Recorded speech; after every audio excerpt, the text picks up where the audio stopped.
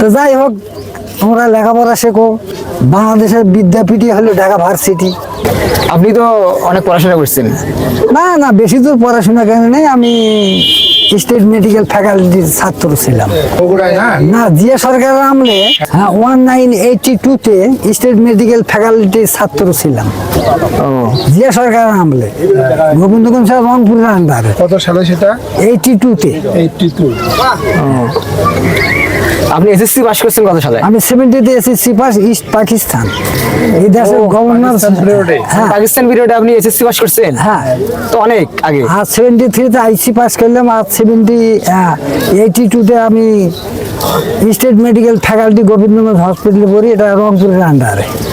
ও, আপনি যে এত শিক্ষাগত যোগ্যতা অর্জন করছেন, তো এখন আপনার বর্তমান জেনারেশনের জন্য কি উপদেশ? এখন যে আমাদের এডুকেশনাল সিস্টেম, পড়াশোনার সিস্টেম, আপনাদের সময় যে এডুকেশনাল সিস্টেম ছিল, আপনি কি মনে করেন যে আপনাদের সময় এটা বেটার ছিল না আমাদের সময় যে এডুকেশনাল সিস্টেম ছিল? না না, আমাদের সময় শিক্ষা খুব মান ছিল, আর তোমাদের আমলে মান দেখি না। টাসন পাস, অটো পাস, এমনি বই বলালি বলে পাস হয়, কিন্তু আমাদের আমলে লেখাপড়া শেখা লাগছে। আমরা যখন পড়ছি যে পূর্ব পাকিস্তানের জেলা কতগুলো, 17টা মুখস্থ বলতে হবে। যেমন ঢাকাতে 3টা, ঢাকা, ময়মনসিংহ, ফরিদপুর। চট্টগ্রাম বিভাগে 5টা, চট্টগ্রাম, পার্বত্য চট্টগ্রাম, নোয়াখালী, কুমিল্লা, সিলেট। খুলনাতে 4টা, খুলনা, কুষ্টিয়া, যশোর, বরিশাল। আর রাজশাহীতে 5টা, রাজশাহী, পাবনা, বগুড়া, দিনাজপুর, রংপুর। জেলা পূর্ব পাকিস্তানে পড়তে হয়। সাডেনলি আপনি ধরেন অনেককে কোশ্চেন করেন, অনেকে বিব্রতকর অবস্থার মধ্যে পড়ে যায়। বিব্রত মানে এমনও সময় আমি বলি যে তোমার নাম কি, আমাকে বলে কে, তখন আমি চিন্তা করি আমার ছেলে আকবর, তার চেয়ে বেশি ধরনের। এখন তো বর্তমান জেনারেশন টিচারদের প্রতি যে সম্মানটা থাকা উচিত, এটা অনেক কমতেছে দিনে দিনে। উচিত, কিন্তু কারণটা কি? এর জন্য কি টিচাররা দায়ী নাকি স্টুডেন্টরা দায়ী? না না, স্টুডেন্টরা দায়ী। তার কারণ আগে যে শিক্ষকেরা ছাত্র পড়াচ্ছে, পড়া না পেলে মারধর করছে, এখন সরকার ঘোষণা করছে মারা ছেলে নাই, এই জন্য ছেলেরা ঘাড় চড়ে গেছে, এই জন্য বিদ্যার মান কমে গেছে। ইয়েস।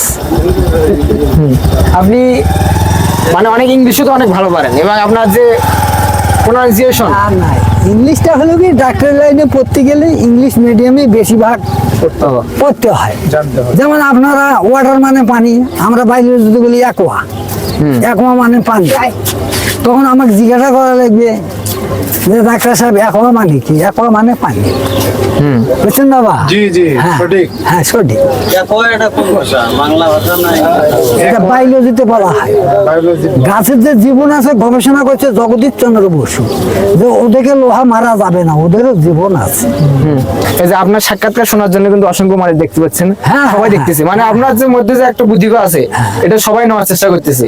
কিন্তু বর্তমানে আমরা দেখি যে অনেকেই অনার্স মাস্টার্স কমপ্লিট করে, কিন্তু আপনার মতো এভাবে কথা বলতে পারে না। এবার এমন কতগুলো ছেলেকে জিজ্ঞাসা করি কোন ক্লাসে পড়ে, অনার্স। অনার্স মানে অনার্স। তখন আমি কই যে আমার তবিল আছে, অনার্স মানে সম্মান। হ্যাঁ।